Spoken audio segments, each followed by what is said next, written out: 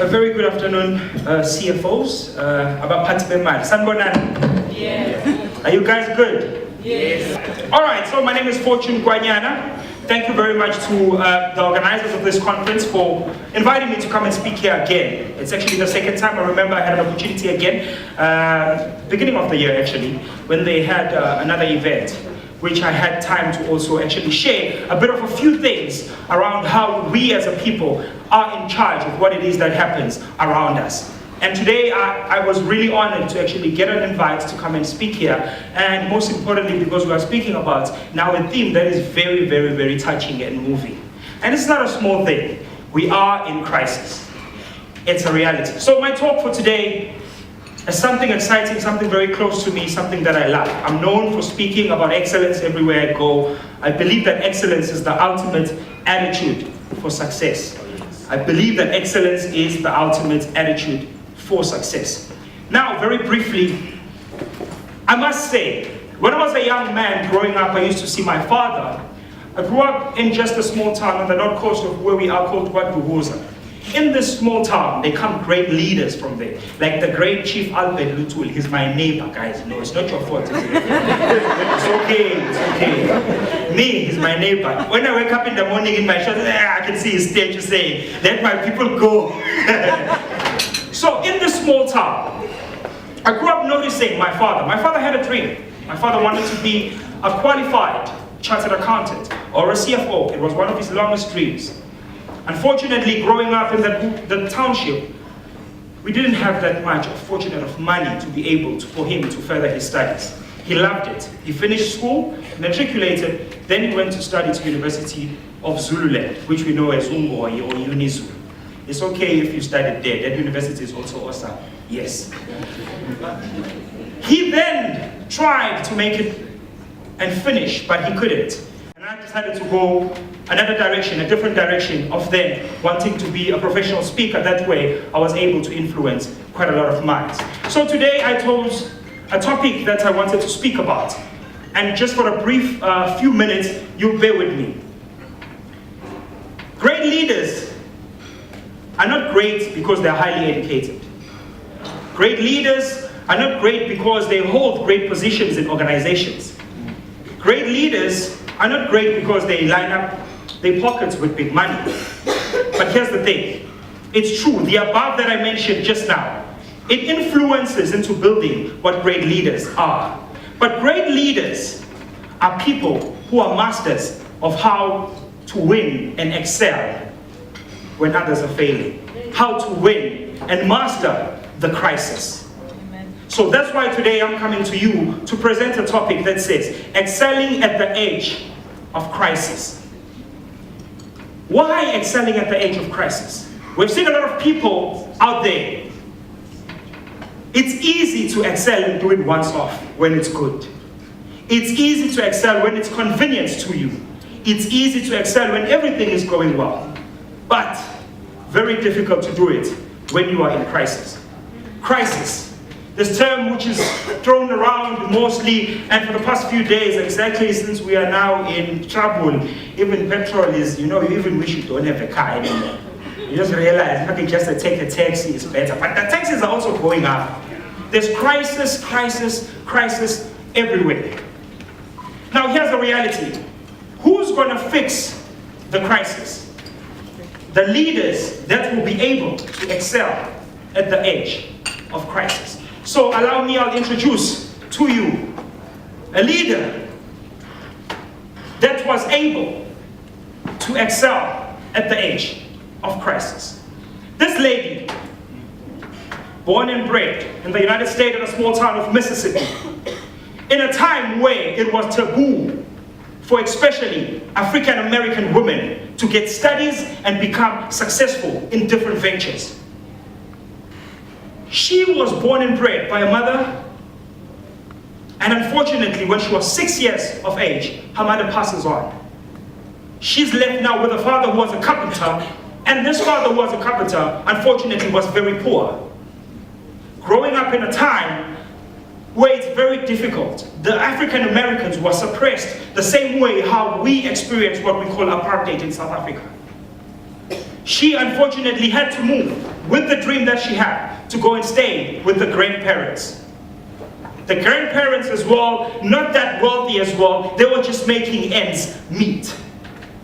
She stayed with the grandparents. They tried to take her through what I call junior school in the United States, and she pursued. She made sure one thing: she excelled with what she had.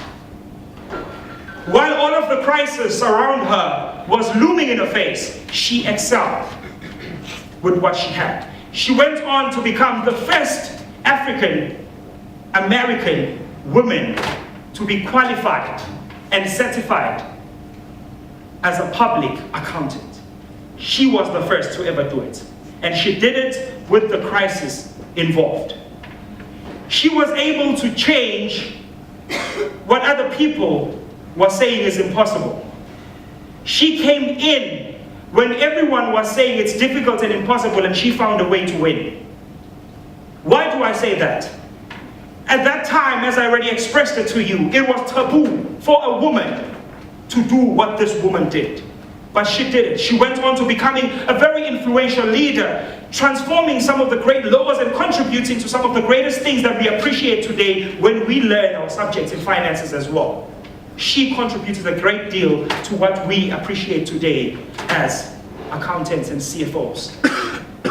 This woman found a way to excel at the edge of chaos. Many of you would have given up. Maybe even I would have given up, knowing that I come from a background that does not have a privilege. I would have given up and went home and said, you know what, I'm not going to stand for this. But she went on.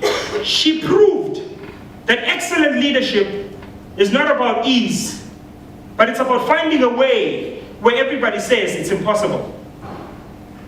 So now, next I'll move on to specifically what it is that I was intended to speak about, which is the 4 measures of leadership excellence. Now, how do we as organizations and leaders measure our excellence in the spaces of which we operate in? Number 1, it's about removing obstacles to allow people to do their jobs. What do I mean? There's great leaders, and then there are leaders who become stumbling blocks to their own people, where you want every decision to be made by you, where you don't delegate and give other people an opportunity to actually grow and become better in what they do. Because now great leadership is all about being able to move obstacles for people so that they learn under you. Then that way you become great at what you do. It's very important that we understand that you are responsible to remove all the difficult forces that stand in the way of other people that come after you to excel. Because when you do that, you become even better. Because what you do is, the more you open doors for other people, the more they push you higher, because they've understood that for us to win, we need to push our leader forward.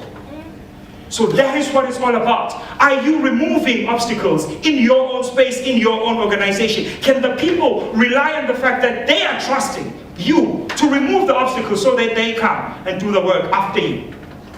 It's very important that we get that right. Number 2, encouraging people with different ideas and perspectives to express themselves. How is it that in organizations that we refuse to listen to people's opinion because maybe a person is a cleaner? Do you understand that some of the most complex problems, the solutions are held by the same person that you undermine? In your own organization, it happens in quite a lot of organizations where you find, I remember this one time, a friend of mine tells me a story, how in the United States they wanted to send a man to the moon, but they were having a problem with some of the spaceship, and they needed someone to come up with a solution. So this new guy who was invited to come in and actually charge up and manage the whole project says, the team that was operating before, they only called the CFOs, they only called the COOs, they only called the big guys with the big titles and the big names. So this guy, he walks in, and he asks everyone in the organization to come in. This is a solution for the organization, not for the top management only. And then crazy enough, the solution came from the back. A cleaner, which they call a janitor. This man, sitting in the back, leaning towards the wall. Everybody's cracking their heads, they're scratching their heads. This man just decides to say, I think I know how to solve that problem. And now, everybody, as a norm, they're expecting the CFOs, the COOs, and all the guys in the top management to come with the solution. But they don't have the solution. And this guy at the back says with a small voice, I have a solution. And that solution was one of the great breakthroughs for the USA NASA to be able to send the man on the moon. Now, my point here is this. In your own space, in your organization, the people that you have, their points, their reasons, you need to listen to them. Because you'll be amazed that the biggest problem that you have, the solution is sitting with the tea lady that you don't even greet when you walk in the morning. That you just walk past as if they are not a human like you. Now, if you're going to become an excellent leader, these are some of the things that will measure how excellent you are as a leader. We will see you walking and greeting the janitor as well, the cleaner, and saying, how are you doing today, sir? It's not about the title. It's about being able to find what other people are able to offer. And then with that, you as a leader, you take and you lead with it. Because what happens when you lead people that believe in you, they give you more power to continue leading. And also number 3, looking for opportunities to learn and not just to succeed, which is one of the things that in our leadership that we fail to do. In everything we do, we don't want to just learn, we want to get the results. Sometimes it's okay to fail, because when you fail, you learn. They don't believe me when I tell, because they think I'm smart now because I speak in big platforms. I failed grade 11. When I failed my grade 11, I was frustrated. I called my grandfather and I said, no, I can't fail. I'm the guy who teaches the people in the class. How can I fail? No. But guess what? That failing, grade 11, when I came back the following year, I had learned a lesson. Then I need to focus better. I need to focus on different things. Look at life at a bigger perspective. And that following year when I came back, I even became the youngest at that time head boy for the school. I was achieving these results and it was as if I'm crazy. So it's all about making sure in all your learning, in all your movement and going forward, you are not just succeeding, but you are learning and your team is growing with you as you grow as their leader. Because when you grow as a leader is measured by the people around you. You cannot be an awesome leader and the people around you are domcops. It doesn't work that way. If they are domcop, it's telling us that you are the biggest domcop leading. So, and then also lastly, it's about delegating growth and not just tasks. What does delegating growth mean? It means you don't go to your team and just tell them, go and get me coffee, go do that task, go do this. It means you tell your team, we have a project. This is the project that we need to do. We got to fund that project that is happening at the waterfront. I need you to handle this project, come up with ways and come and present them to me. That's why what you are doing, you are not delegating tasks, but you are delegating growth. Because what you do is there, you are pushing them into a corner to thinking like a leader. Then they become better because you have given them an opportunity to delegate where you are delegating growth and not just the tasks to them. Because what happens is when you delegate tasks to people, you know this, they get frustrated. But when you give them an opportunity to actually learn and become better on their own with the task that you've given them, I'm not saying give them the deciding power. You can still hold the deciding power, but give them that leeway to actually say, you know, this is my project, man. I did this. At the end of the day, you're still the leader. You'll get the credit. You'll be the one who's doing the press conference. But you know, and the person that is working with you, they feel like, you know, man, I'm the champion. My leader gave me this opportunity. Because here's the thing that we need to understand. There are 3 different types of people. There are people who are average. The people who are average, their goal is just to get the job done. It's just to get the job done. And then there's people who are good. The people who are good, their goal is to make the boss happy. And then there's people who are excellent. Now their goal is to find solutions and not only end by finding solutions, but implement the change to achieve excellent results. And the key thing for all of us here is to aim to be people of excellence. But before we achieve becoming people of excellence, it has to start in the mind. If you think it, you become it. I say this all the time. As a people, our minds create our realities.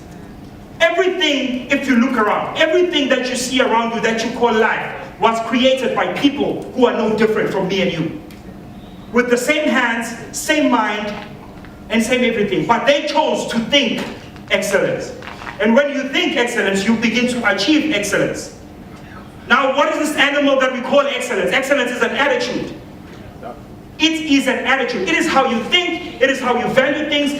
It all begins in the mind. Then we need to understand this. This is a disclaimer that I always say.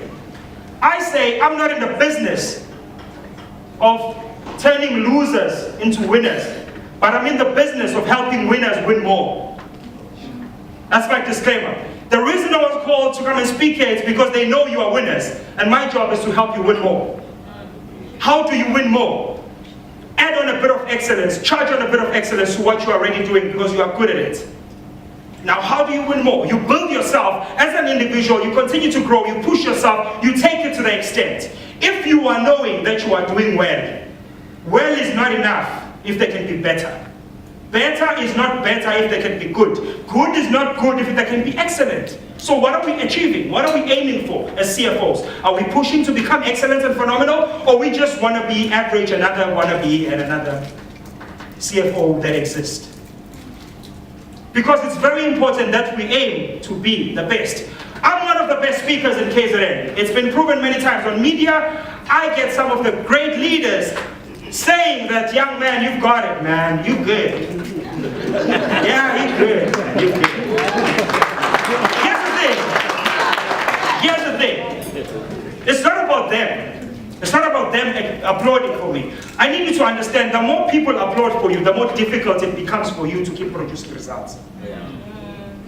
You may look and say, oh, Fortune is now a resident motivational speaker for Umhlanga FM on the King's Drive, which is the biggest afternoon drive show right now. He must be. Let me tell you, I need to go and sit down and create messages that are not over and over for you to keep on listening to those things. But now all of these things begin with thinking. I said this when I was speaking in Grantville, the community where I grew up, in a community hall, that one day I will speak at the ICC Durban. The Chief Albert Luthuli, you know Chief Albert Luthuli is from my area. I had to say it, that's why. Yeah, it makes sense, yeah. I said it because I saw it in my mind. So what you see in your mind, there's a big possibility for you to achieve it. Because you can never be hungry with an idea if you're willing to implement that idea. So each and every one of us here have that responsibility. So, number two, which is very important in how you become as an excellent leader, you need to beat your best. Yeah? You need to beat your best. What was the best thing that you did last night? Because I want to tell you something. You know, the knowledge that got you here is not the knowledge that will get you there.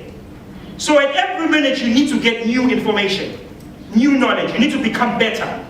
If you are solving accounting equations at 10 minutes, quick, you need to improve that. Do it less than that. Because you know what? If you're not improving, there's a young kid today who's in university. She's coming for that position you have. It's the reality. So if you're not beating your best, you will become irrelevant very quickly. There's this guy. How many of you know this guy? By show of hands. You know this gentleman? Who's this guy? What is this guy known for? Usain Bolt is the fastest man recorded on earth. He's the fastest man recorded on earth. This guy ran the 100-meter dash. His fastest record right now that stands in 9.58 seconds. You know me. Don't think like that. Don't think like that. You get out of that. What are you thinking? I'm not gonna say I can beat him. If I look at me, I'm fat. I can't. No. But this is what I was gonna say before you laughed. I don't know why you're laughing at me. Because you too, if I put you next to him, he'll be caught. You'll be like, should we go? So here's the thing. This guy is born in a small town in Jamaica called Kingston, just outside in a rural area. As a young boy, not many people know, Usain Bolt used to play cricket. That's what he used to play. He used to be a great cricket player growing up. And one time his father told him something, that he notices that he was running faster in between wickets than any other player. So his father encourages him to go into athletics. He needs to go and run. This man can run. And then he believes his father, and then he goes into the field. He starts running in his early careers. As a young boy, already as 15 years old, was beating everyone. And they started noticing how great he was. He continued, he became better and better and better. And 2009 came, sets the record. Before he set the record, there was a record that was standing. And I'm sure the person who set that record thought no one would beat that record. So I want to tell you today, and you think we score, someone is coming for that position if you're not beating your best. Yeah? It's a reality, right? There's a kid who's just getting all A's. They're coming for you. Get ready. So, this guy, he beats the record that was set. He sets a new record. This is now 2009. He sets a new record. But he realizes he needed to get a better coach to help him achieve more. So he looks for the guy who was the best when it comes to athletes. He told him that if he was going to be the best, imagine someone who holds that record being told that your technique is wrong. Imagine you knowing how to, you know all your way around the books. But imagine getting someone to tell you, you know what, you can improve. So this coach comes into this gentleman's life and he tells him that your technique is wrong. When you take off, your body is too down. You need to wake it up a little bit to give it more speed. He listens to him. He says in the center, as much as you are running fast, you decrease your pace when you are running in the center. Towards the finish, you don't finish at full speed, you finish at a lower speed. Now I need you to understand, Usain Bolt, it's measured that he can run. You know how your car, when it moves at 40, the speed. Yes. That is how fast Usain Bolt runs. And the cheetah runs at 70 k's per hour. So it's very close to the cheetah. If he continues running just now, we'll catch up to it. So now this coach comes into his life, he tells him that the record that you're holding right now, there's a guy right now who's training in the United States. And if you don't beat that record, he's going to beat you. Sure. So he went back to train. He trained like he was going to die. And he comes back, then he sets this crazy record that he sets, then he still holds even today. So I'm saying to you as CFOs as well, as people that handle finances, listen, it's not okay to just know about it. You need to be the best at it and beat your best at doing it. Because when you are just unbeatable, then you become what I call an excellent leader.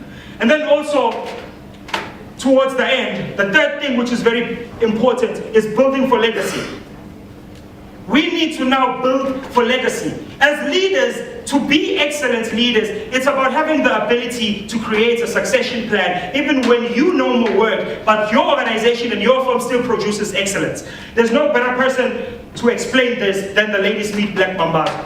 Meet the Ladies Meet Black Mambas. You guys know them? Yeah. Awesome. What do they do? I thought they play cricket. Have you seen them play cricket? I'm kidding. So, a group of 6 boys, they're born into a Shabalala family in the middle of KZN, where the place we call Ladies Meet. These guys, 6 of them born into this Shabalala family, led by their bigger brother, decided that they loved music. And the music that is today very fashionable and known as a cappella music, that time was known as Iskatamiya. And nobody knew about it. These guys made it fashionable. These are the guys that moved from Ladies Meet to the United Kingdom. Because they knew one thing. The father, I respect the daughter, Babu Joseph Shabalala, founded this group on a philosophy of that he wanted to bring a different sound to music which exists already in South Africa. And he did that. But not only that, I want you to zone into something. Ladies Meet Black Mambazo today, as we know them, they're on their 3rd generation. And guess what? Even after the father is no more singing, is sitting at home, they're still taking Grammy Awards. The only African group that pretty much started this thing of collaborating across nations and across countries with great leaders and great music. They produced it and they made it big.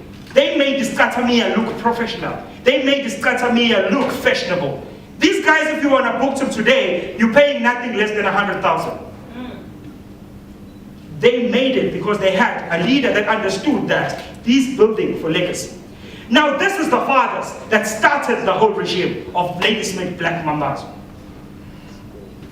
These now are the sons of the founding fathers. They won the 3rd and the 4th Grammy Award. And now these are the grandsons of the founding fathers. Now my question to you is this. In your organization, do you have a succession plan? Say you don't want to work anymore. Is there a good team that is equipped enough to perform the same as you are performing and still produce the results? Not drop the profits, but make more of the profits. Now, we need to be challenged as leaders. If we're going to become excellent leaders, organization, whether it's a municipality or outside of municipalities, these interns that are coming in, we need to start grooming them instead of thinking they're taking our positions only. Because the more we groom them, the more the organization performs better. And when you groom someone, they look up to you instead of trying to take over the position that you have. Because you are giving them the insight of what you have learned for years. And you are giving them that insight while they are still young. So what is happening in that process is they are gaining years of information from you. Very important that we implement these things. If we're going to become great leaders, it's all about being able to have clear succession plans. And then also, lastly, as I sit down, I want to share this story and then I'll let you go. Now it's very personal to me.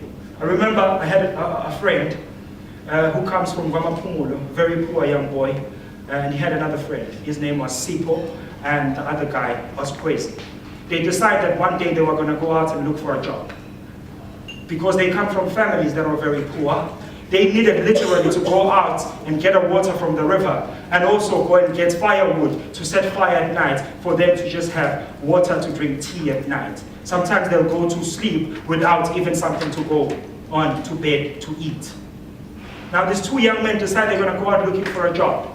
They go out looking for a job, and the other one decides that he's going to go to the bakery. The other one decides that he's going to go and look for a job at a construction site.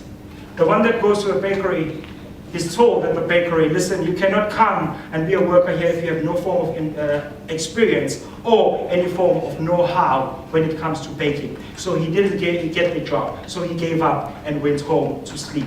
The other guy, Sipo, goes to a construction site. He sees a group of men who are cutting and chopping down trees.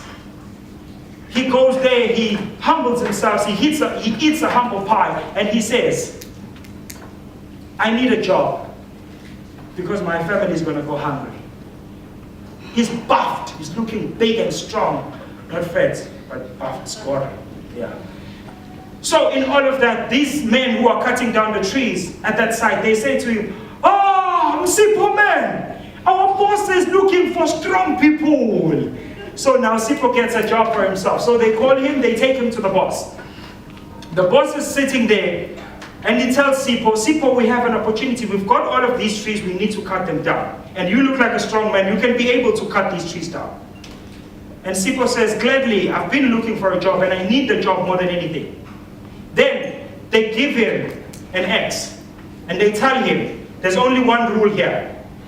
The rule is, every employee that is here, every day, they need to cut down 7 trees. 7 trees every day. Failure to cut 7 trees, there's no warning, you are fired. Sure. So Sipo says, I'm a strong guy, I'm gonna come back on Monday, I'm gonna push the living hell out of these trees. So he comes back on Monday, they throw an axe to him, Imbazo. They throw an axe to him, he catches the axe. Everybody's dispatched to go into the trees. They start, shoot, shoot. They're cutting their trees. Day number 1 is a Monday. Shoot, shoot, shoot, shoot. All the guys are singing, sho, sholoza, sho, sholo. They come back with their trees. All the guys that were there before Sipo cut down 7 trees. Sipo comes back with 22 trees.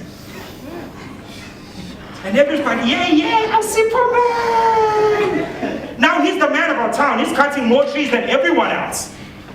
Day number 2 comes. The guys, they go into the trees, they're chanting their song. They're excited with their axe. They cut down the trees again. Sipho comes back. Sipho has 18 trees. Everybody's only cutting 7 trees. Sipho's the man. He's beating everybody. He's the strong guy. They go on to day number 3. Day number 3 goes again. They're cutting all of these trees down. And Sipho comes back on day number 3, he has 12 trees. The guys are busy chanting their song, they're not even looking at Sipho, but they're calling him the man. They say, are you the man, Sipho man, you're beating all of us, yeah. Day number 4 comes. They all take their axe, they go into the trees. They come back, all the guys, 7 trees. They're logging their trees there. Sipho cuts down 9 trees.